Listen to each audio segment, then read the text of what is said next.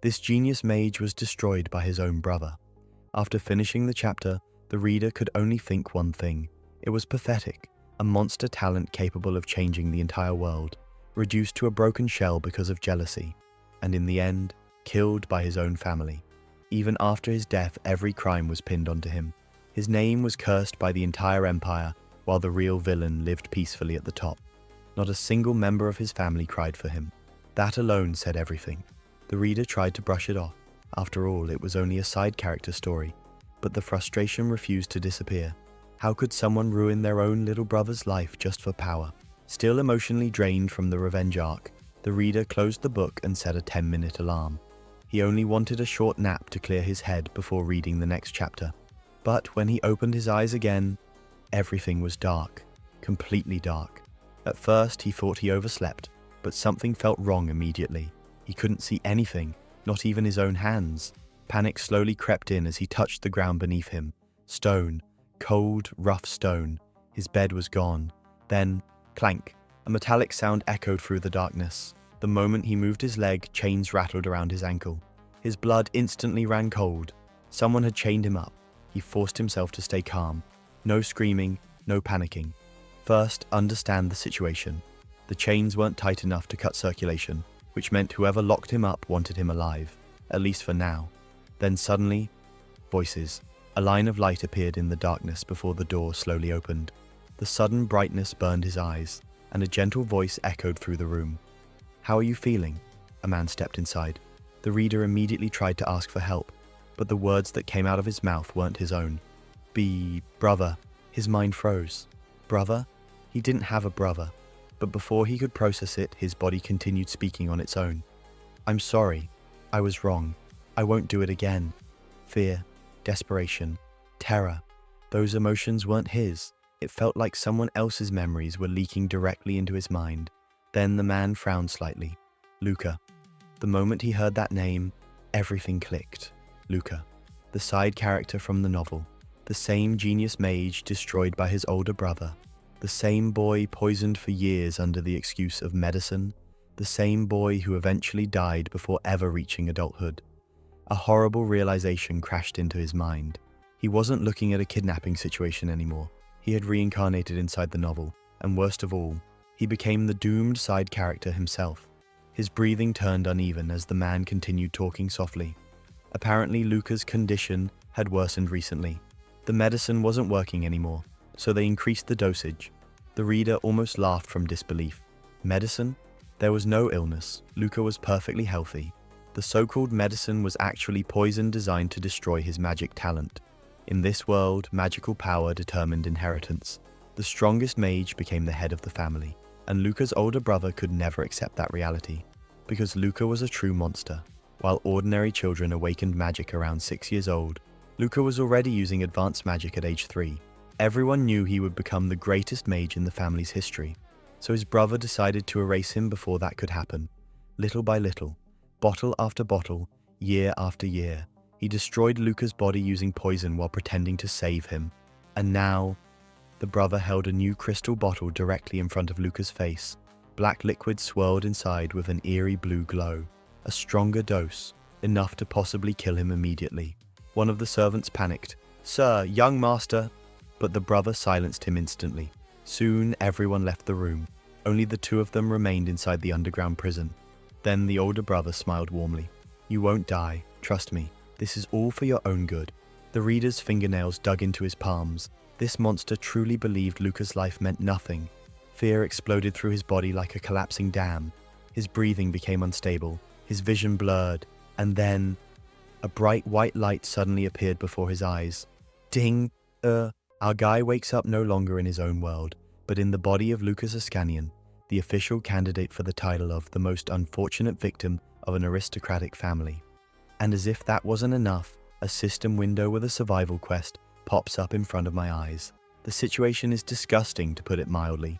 In front of him is a bottle of poison, and next to him stands his brother, the same guy who smiles like a saint but behaves like a demon with a degree in psychology. He calmly explains that Luca should drink the poison again to check the symptoms. That is, the brother literally says, "Come on, let's make sure you don't die too quickly." The hero quickly realizes that there are only two options: drink and maybe survive, or give up and die for sure. He chooses the poison, and while the insides are burning as if a bonfire has been lit in the stomach, the system suddenly gives out. Congratulations, the offer has been fulfilled. This is a real solo leveling moment. Waking up later, Luca discovers that the poison did not kill him, and the system now shows a full-fledged status window. And then the comedy of pain begins. The title is The Biggest Fool of the Empire, health is in the red, mental strength is in the red, luck is in the red. Bro literally starts the game with a debuff on existence. But the main blow is the Dawn 777 feature. The system reports that there are 777 days left before his death, and the chance of changing his fate is a measly 0.2%. That is, the world officially considers him almost doomed. It is here that the hero ceases to be a victim. Instead of panicking, he begins to think like a strategist. He writes down the plot of the novel, analyzes the connections of the characters, and decides that he needs strength, allies, and caution. He's not going to go directly to the main character. It's too risky. Instead, he chooses the person who will make the hero an emperor in the future. The system approves the choice and increases the probability of survival by another 3%. Our guy just turned a death sentence into a chess game. Our guy is finally starting to build his survival plan, and the first name he highlights in his notebook is Leonard Wittelsbach. And no, this is not just another random statistician. It is this man who will play a huge role in the victory of the main character in the future, and will be closely connected with the story of Lucas himself. Moreover, it is he who will later create a core booster from the very poison that Brother slowly uses to kill our hero. Bro has literally found a potential goldmine. However, to get to the right ingredients and knowledge, he will first have to establish contacts at school. And there's a little problem with that. The whole country considers him the local equivalent of the dark cultist. When Luca leaves the room and starts exploring the mansion, a real miracle happens. All conversations are instantly silenced. The servants fall silent as quickly as if someone has pressed the pause button. And then our guy finally understands the scale of the disaster. It turns out that his brother has been conducting one of the nastiest social experiments in history for 10 years in a row. He gradually spread rumors that Luca was connected to the Pleroma, an insane cult that likes to drink blood, steal magic power, and perform resurrections with inferior quality to Chinese assembly. That's not even the scariest part. This psycho was also playing the role of a caring brother. That is, during the day he defends Luke in front of people, and at night he creates new rumors against him. Bro literally staged a 10-year information war against his own younger brother, and the worst part is that everyone believed it. My father believed me, the servants believed him, the whole empire believed it, even Luca himself believed it. But our hero looks at the situation quite differently. Instead of depression, he thinks, so what? The more they avoid him, the less they will interfere. The logic is ironclad. After wandering for a long time, he gets to the library, where the system suddenly throws up a new quest. Now he is being offered to turn knowledge into a real skill, and that's where the real hamster student mode begins. Luca starts sorting through the books one by one. Combat spells, it's too easy. The story, uselessly. Forbidden arts, thank you of course, but when you're already considered a blood cultist, reading a cursing manual isn't the best idea. As a result, the eye falls on a book about divine power, and then our guy realizes that he has hit the jackpot. Divine power allows you to use special techniques, including mind control. Of course, he won't be able to control his brother yet. This monster is too strong, but forcing bystanders to keep their mouths shut, it already sounds much more interesting. In short, the less information will flow to the brother, the more freedom our hero will get. That's why he sits in the library all night and literally absorbs the book with his eyes. And the system is like this. Ding. Congratulate. The divine power attribute has been obtained.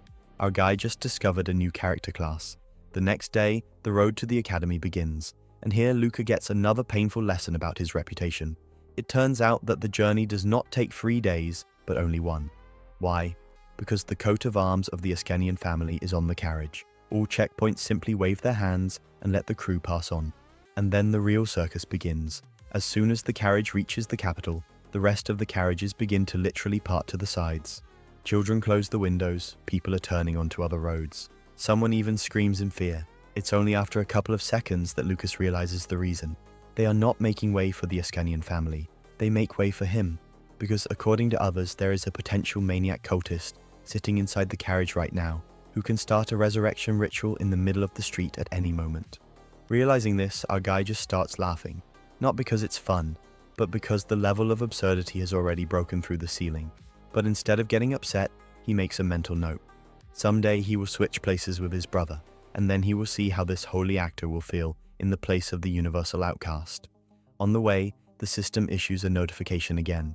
It turns out that the study of divine power counted as part of the quest.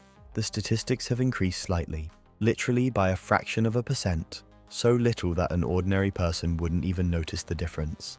But for Lucas, every bit of strength is important right now. Finally, the carriage arrives at the academy, and then our hero notices a new problem: his hair. Over the years of isolation, they have turned into some kind of nest of wax, strands, and life mistakes. If he's going to make allies, then first he needs to at least stop looking like the main suspect in a child abduction case. All that remains is to find a hairdresser. However, there is a problem. Everyone around him still shies away from him like a walking plague. But our guy isn't going to live like old Luke anymore. Therefore, when he notices a student who is trying to escape unnoticed into an alley, he immediately catches up with him and grabs his shoulder. The poor guy almost gets a heart attack, and Lucas smiles the friendliest smile he can and says, "I'm sorry, I need to ask you something," and judging by the student's reaction, he is already mentally writing a will.